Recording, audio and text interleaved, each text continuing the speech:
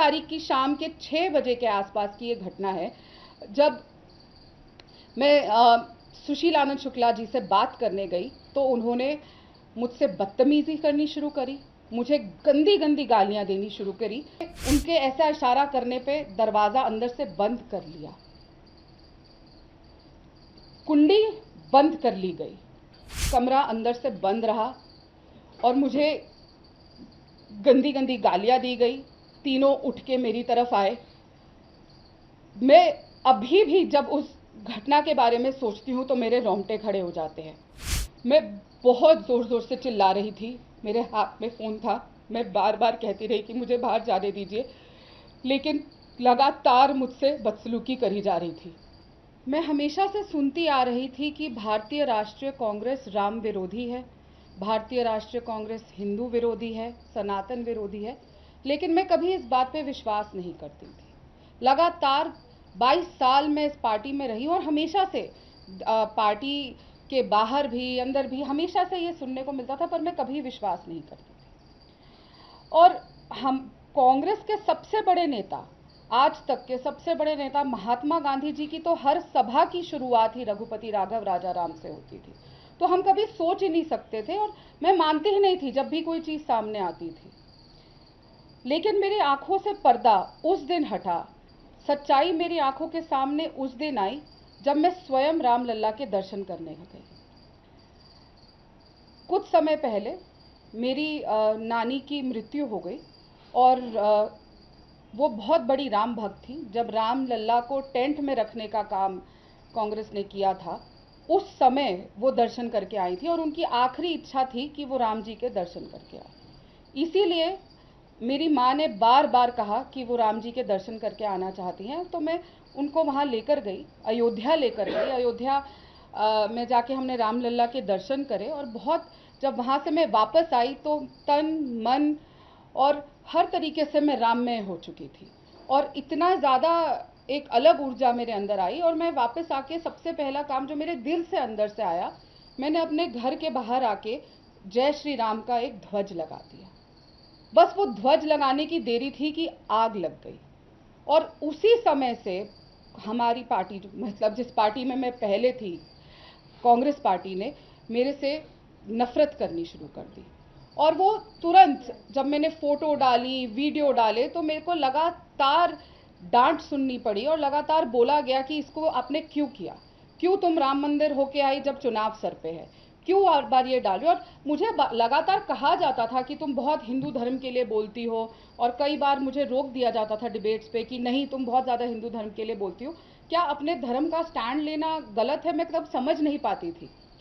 लेकिन जब मुझे डिबेट्स पे जाने से रोका गया, कम कर दी गई और टास्क जो दिए जाते थे वो कम कर दिए गए और लगातार हर मोड़ पे अपमानित करना शुरू कर दिया गया, तब मुझे समझ आने लगा कि क्या शायद कुछ गड़बड़ है। लेकिन मैं तब भी नहीं समझ पाई थी कि एक षड्यंत्र मेरे खिलाफ रचा जा रहा था, मेरे कैरेक्टर को लेकर और भी चीज़ों की एक षड्यंत्र रच के मुझे ऐसे अपमानित किया जाएगा।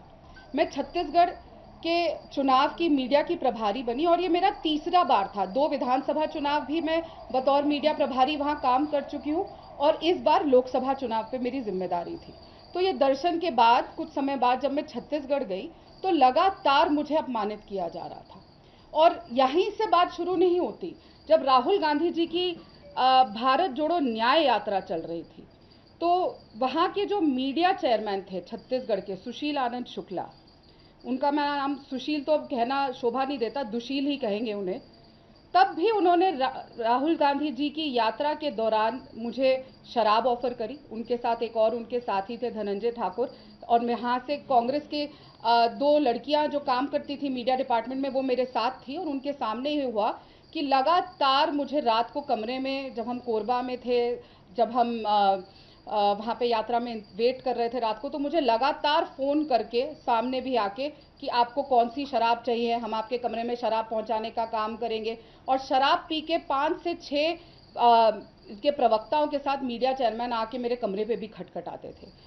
ये बात मैंने सचिन पायलट जी को भी तब कही थी, वहाँ के प्रदेश अध्यक्ष को भी, दीपक बैज जी को भी कही थी, और दिल्ली में भी जयराम रमेश जी से लेकर पवन खेड़ा जी सब तक मैंने ये बात बताई थी कि इस तरीके से भारत जोड़ो यात्रा के समय मेरे साथ किया गया। लेकिन तब भी कुछ नहीं हुआ, मैंने तब भी ध्यान नहीं गया कि ये सब इसीलिए मुझे इग्नोर किया जा रहा है, ये मेरी बात को नहीं सुना जा रहा है, क्योंकि मैं पार्टी की जो विचारधारा है, जो हिंदू विरोधी विचारधारा है, राम विरोधी विचारधारा है, उसके साथ मैच नहीं कर पा रही हूं, तो इसलिए इस तरीके से मेरे साथ बदसलूकी करी जाएगी और कोई भी नेता कुछ नहीं बोलेगा।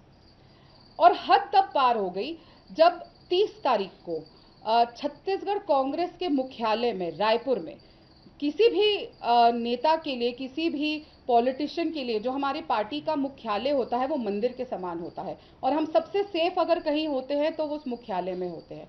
लेकिन 30 तारीख की शाम के 6 बजे के आसपास की ये घटना है, जब मैं सुशील आनंद शुक्ला जी से बात करने गई तो उन्होंने मुझसे बदतमीजी करनी शुरू करी, मुझे गंदी गंदी गालियां देनी शुरू करी, और ऐसी ऐसी गालियां जिनका मैंने सोचा भी नहीं था कि ऐसे कोई शब्द भी हो सकते हैं दुनिया में, और लगातार गंदी गंदी चीज़ें बोलने लग गए और चिल्लाने लग गए। तब मैं चिल्लाई, बहुत चिल्लाई, वहाँ पे बाहर लोग बैठे हुए थे, और मैंने चिल्ला के ये भी कहा कि जाके नीचे से प्रदेश के महामंत्री को बुला के लाइए और लोगों को बुला के लाइए, लेकिन कोई नहीं हिला।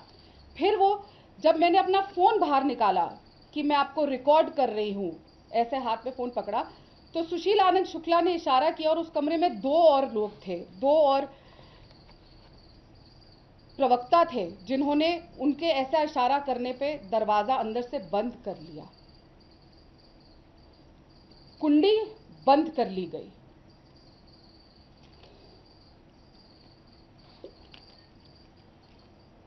करीबन 1 मिनट तक कमरा अंदर से बंद रहा और मुझे गंदी गंदी गालियां दी गई। तीनों उठ के मेरी तरफ आए।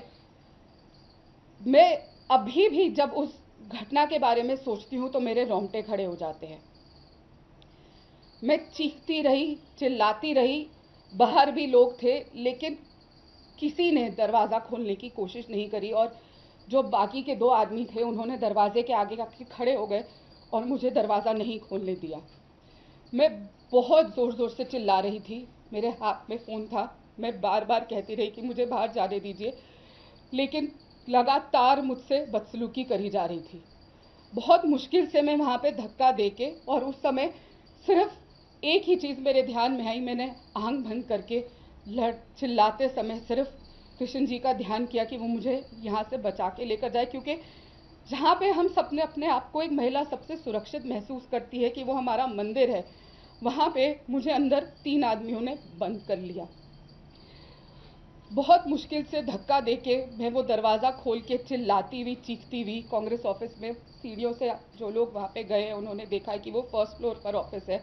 मैं नीचे भागती हुई गई, चिल्लाती हुई, सीधा प्रदेश के महामंत्री, जनरल सेक्रेटरी और प्रभारी ऑर्गेनाइजेशन के कमरे में गई, चीखती चिल्लाती बिलबिलाती, और मैं सिर्फ इतना कहती रही, बताती रही कि मेरे साथ क्या हुआ है। लेकिन जो प्रदेश के महामंत्री भी थे वो जूते उतार के बैठे रहे, कोई नहीं खड़ा हुआ, किसी ने उस आदमी को नहीं बुलाया, किसी ने नहीं पूछा क्या हुआ, और एक तमाशा वहाँ बनता रहा।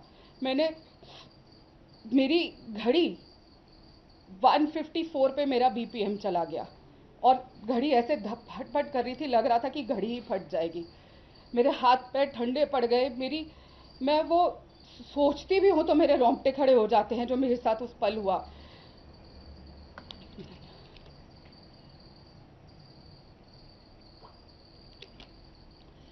मैंने उसके बाद पानी पी के थोड़ा शांत होके सचिन पायलट जी को सबसे पहला कॉल किया, पर हमेशा की तरह सचिन पायलट जी के पास समय नहीं होता। अगर आपको वहाँ पे किसी से बात करनी है, प्रभारी जी हैं वो, लेकिन वो बात नहीं करते, सिर्फ उनके PA बात करते हैं। पार्टी में प्रभारी का काम भी उनके PA करते हैं।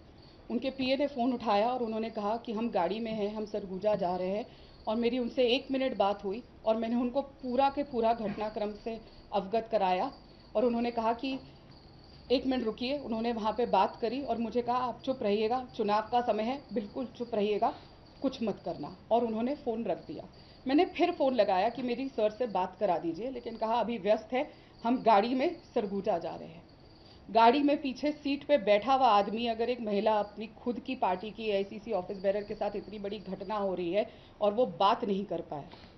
दूसरा कॉल मैंने भूपेश बघेल जी को किया, उन्होंने फ़ोन कॉल नहीं उठाया। तीसरा कॉल मैंने पवन खेड़ा जी को किया, वो शायद किसी सभा में थे, उन्होंने भी फ़ोन नहीं उठाया। चौथा कॉल मैंने जयराम रमेश जी को किया, उन्होंने भी फ़ोन नहीं उठाया। उसका अगला कॉल मैंने पूर्व मुख्यमंत्री भूपेश बघेल जी के रहे सलाहकार विनोद वर्मा जी को किया। उनसे मेरी बात हुई। एक जो वीडियो मेरा रोता हुआ किसी ने बना के डाल दिया था, मैं बहुत शुक्रगुजार हूँ जिस भी इंसान ने वो वीडियो बना के डाला। लोगों को मेरी हालत और दुर्दशा तो पता चली कि मेरी क्या हालत हो रही थी, वरना कभी मेरी बात बाहर नहीं आ पाती। तो मैं उनसे बात कर रही थी और मैं उनको ये बता रही थी कि क्या बीता, और उधर से भी मुझे सामने ये बोला गया कि तुम कोऑर्डिनेट करके नहीं चलती। क्या अगर मैं कोऑर्डिनेट करके नहीं चलती तो इसकी सज़ा ये होगी कि 3 आदमी बदसलूकी करके मुझे अंदर कमरे में बंद कर लेंगे, वो भी हमारे मंदिर के अंदर। तब भी मैं रोती रही, चिल्लाती रही, मैं ये कहती रही कि सर कुछ कीजिए, मैं सुरक्षित महसूस नहीं कर रही, कोई एक्शन लीजिए, लेकिन किसी ने नहीं सुनी। उसके बाद मेरी पवन खेड़ा जी से बात हुई, उनको मैंने पूरा वाक्य बताया, तब भी मुझे डांट पड़ी कि नहीं, तुम जो कर रही हो गलत है, अपनी आवाज़ उठा रही हो वो गलत है।